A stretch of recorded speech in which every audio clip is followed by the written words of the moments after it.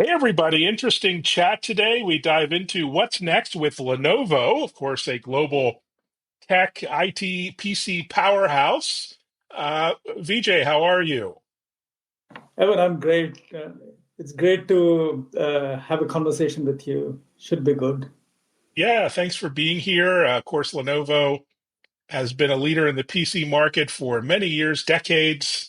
But of course, you're shifting and adapting to solutions and services and beyond.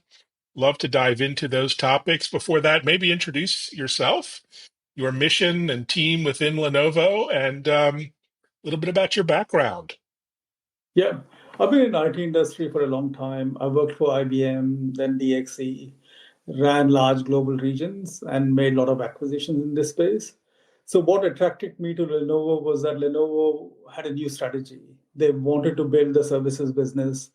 And the reason why they wanted to do it is that to add greater value to the clients. We can only do so much with just providing hardware and devices and a few small services around it. We wanted to be more relevant to our clients and add a lot more value for them. And so that attracted me because in the last 6 years with DXE, I was more about general management and restructuring, more on the cost side and transformation side. So this was very attractive for me to build the business and to bring a product that drives greater value to clients. Absolutely. So you're focused on productivity and user experience. Great stuff. As part of your next generation digital workplace solutions team, maybe give us more insight into the mission there. Yeah, so if you know us, we are leader in devices. Mm, 80% of our revenue comes from device sales. So when we looked at how we can add value, we said, okay, we should add value focused on a core business, which is devices. And naturally, it made sense for us to look at workplaces where devices get used and how do we go transform the workplaces, add much greater value to them. And we looked at what is it that people buy in workplaces. And we settled on 6 offerings. Service desk is something that people use because they need help and they need some support. mm. Yeah. Endpoint management, it's key because we are the endpoint or majority of the endpoints, and it makes sense for us to manage those endpoints if we are supplying them. And then security is paramount for everyone. And security of endpoints is a critical aspect. So security made sense. Then you look at it saying that that's not just enough because when people are using laptops, they want to use email, they want to communicate through chat or Teams or Slack, and they want to do other things as well. So we said, okay, we need to get into advisory space where we look at a workplace and look at how do we optimize the workplace, and we need to go look at persona-based configuration so that we optimize the environment and the work environment for various personas or roles, and also improve collaboration and productivity. So we thought about those 6 offerings. That's how we started. Then we decided that that's more of a silo mentality. Why don't we look at it more holistically? Let's look at work environment as a whole and how do we bring value to it, not just one aspect or the other aspect. That's when we started thinking about how do we go and create a next generation workplace. And then we thought about, we looked at the history and said, okay, what can we learn from it? And we found that the leaders in this space used digital transformation 5, 6 years ago and displaced the previous set of leaders in this space. So we said, okay, hey, we need to have technology leverage. And the timing was right. That was the time when Gen AI and Chat GPT and those things were coming out. And we said, obviously, we should go make a bet on that, a big bet on that. And we started looking at how can we use AI and Gen AI in workplaces. And we came up with a concept of Care of One. So initially, because we focused on service desk, endpoint management, security, that's why the name Care of One came. Like, how do we provide a hyper personalized care as if you're the only one client that we have? And how do we highly automate it so that most of the things are done for you? Most of the things are, we preempt most of the issues, prevent problems well in advance or before you're noticing it. That was the concept. That's why we called it Care of One. Since then, what we said was that that's incremental thinking. We need to actually go solve the fundamental problems in workplace. And we said, okay, why do we have workplaces? What is it that people want to achieve in workplaces? What do the enterprises and CEOs want to achieve in workplaces? So we centered on two things. Number one is that workplace is about people, and people need to be engaged. They need to be happy. They need to enjoy the work, and they need to be. Mm. So they need to perform well because organizations are not all are non-profit organizations, and even non-profit organizations need to achieve their goals. So we focused on, let's not just talk about experience. Let's talk about engagement. Let's talk about productivity, and let's talk about performance as a whole, so that we drive value, and that's a North Star. And then we started saying that how can we take care of one and grow it well beyond what our initial thought process was. And that's when we started thinking that, okay, we should think about a 3 to 5 year journey for this concept, and how do we completely revolutionize workplace. Yeah. And that was the thinking.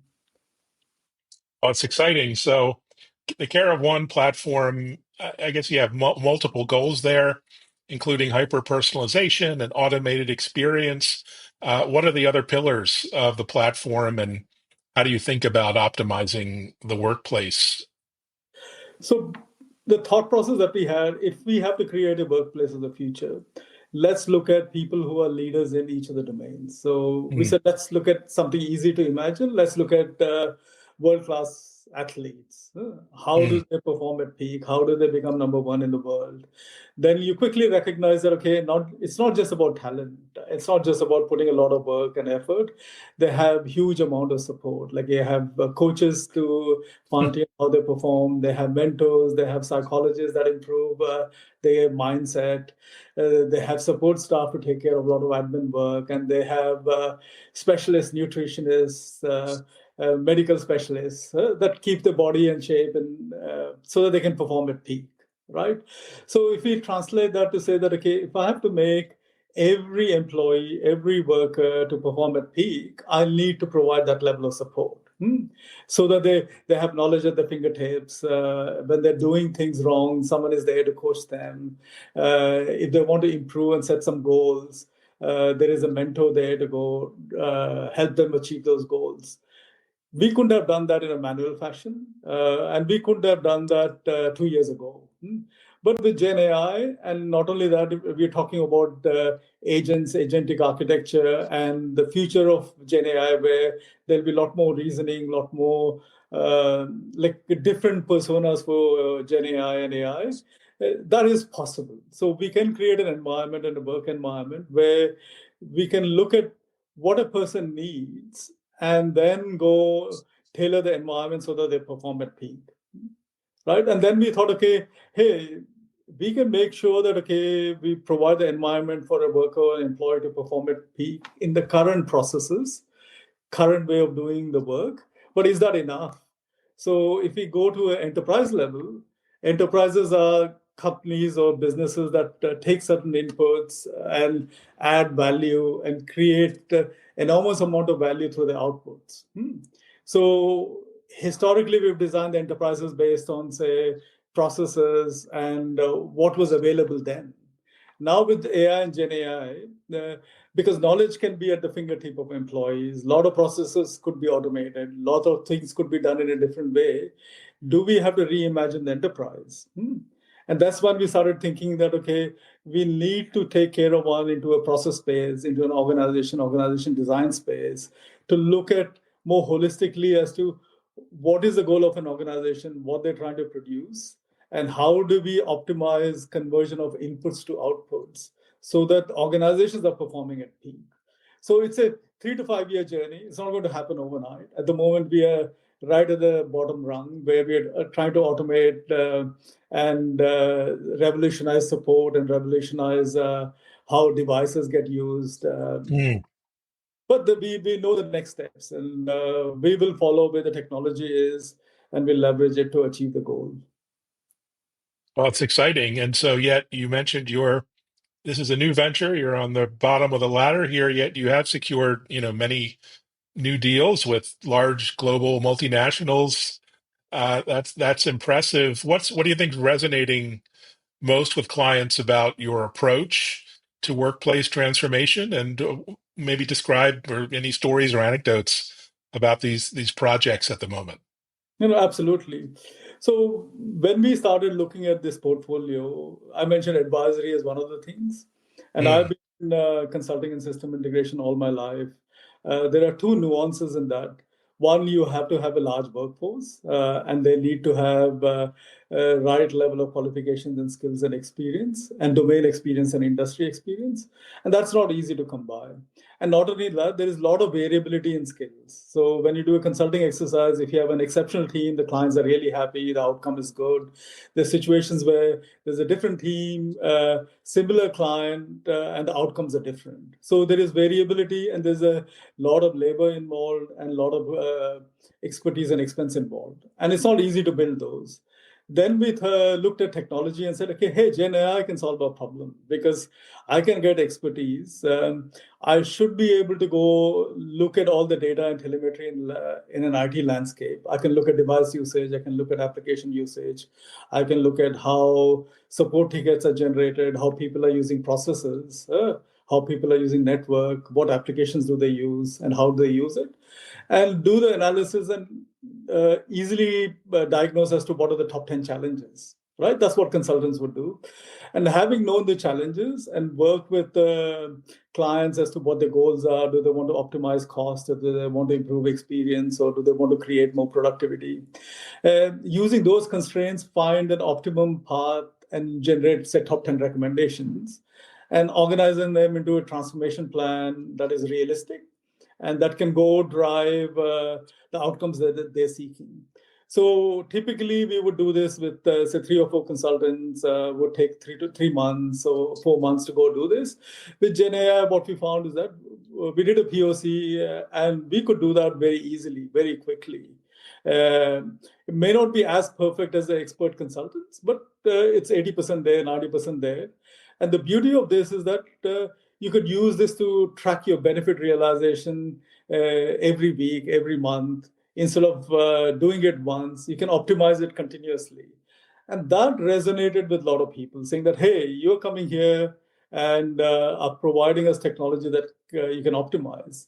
Other thing that we did was that instead of just providing, say, RFP responses, presentations, pricing documentation, we loaded all of that into a Gen AI microsite, and we just made it available to our clients, saying that, hey, mm, spun this up in 1 or 2 weeks. So this is innovative. You can ask any questions. You can ask why Lenovo is better than our competition, or what value is it bringing? Is it a real value to my business, or is just a notional value? Or you can say that, okay, I don't remember what the solution is.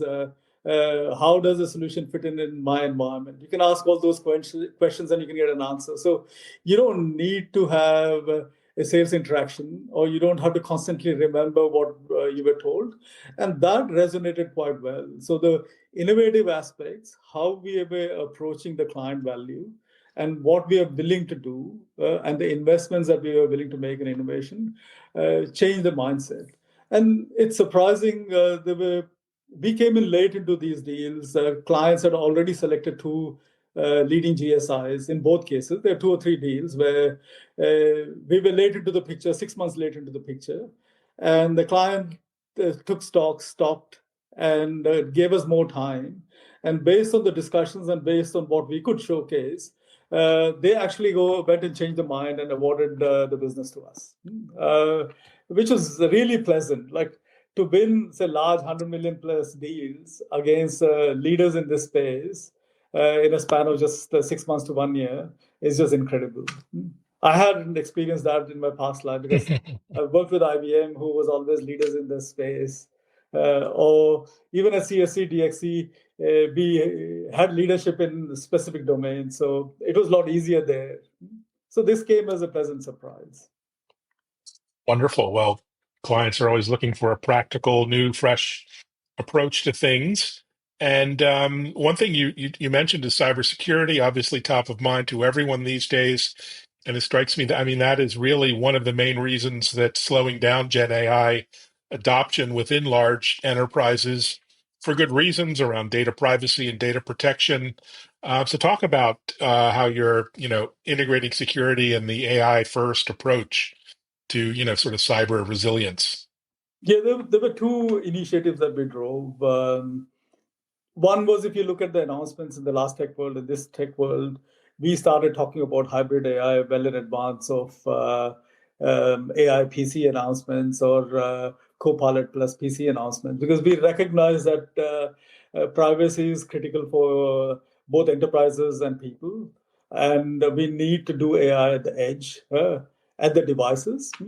And we consciously worked with the industry and figure out a hybrid model where most of the inference, most of the recommendation and decision making would be in your private space. So the no queries, no information would go back to, say, a general purpose large language model or cloud-based AI service. Even when we go take that to the cloud, it'll be in a fashion where the information is not disclosed, and we can leverage large language model in the cloud to solve specific problems that the local model cannot solve. That was one aspect. The second aspect is that when we looked at workplace services, security was key, and it is top of the mind for everyone. We looked at that space, and if you look at security, it's a very fragmented space. There are a lot of best-of-breed providers. There are hundreds of different providers. And not only that, CISOs in banks, CISOs in a lot of organizations, they have their pet products that they use, and they do not change easily. What we found with Microsoft is that Microsoft is a company that had a holistic end-to-end security portfolio. And not only that, the technology was far more advanced, and it was ahead of the adoption curve that they are in. And we have a strong partnership with Microsoft, and we started partnering with them on cyber resiliency as a service. We wanted to use their portfolio as well as combine that with a below the OS telemetry, a trusted supply chain from a hardware perspective. They're working with Intel and other chip manufacturers. So provided end-to-end below the OS and above the OS solution in security. So we didn't stop there. We were the early adopters of the Microsoft Security Copilot.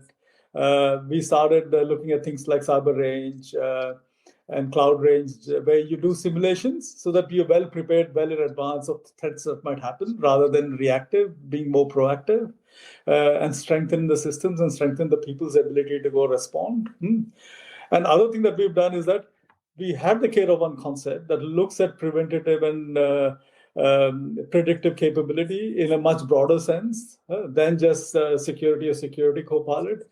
We extended the cyber resiliency as a service to plug in with Care of One, so that we could get a much broader AI level security. So that is working well, resonating well with our clients. And even there, we are in an early stage. We are maturing this offering significantly, and this technology will keep changing. So we want to be on the top of what's changing and provide a security end-to-end to our clients. Fantastic. And this month, you had Tech World, Lenovo Tech World. It looked like quite a blockbuster event, very global and amazing use cases. Any takeaways or insights that might be worth sharing from the big event?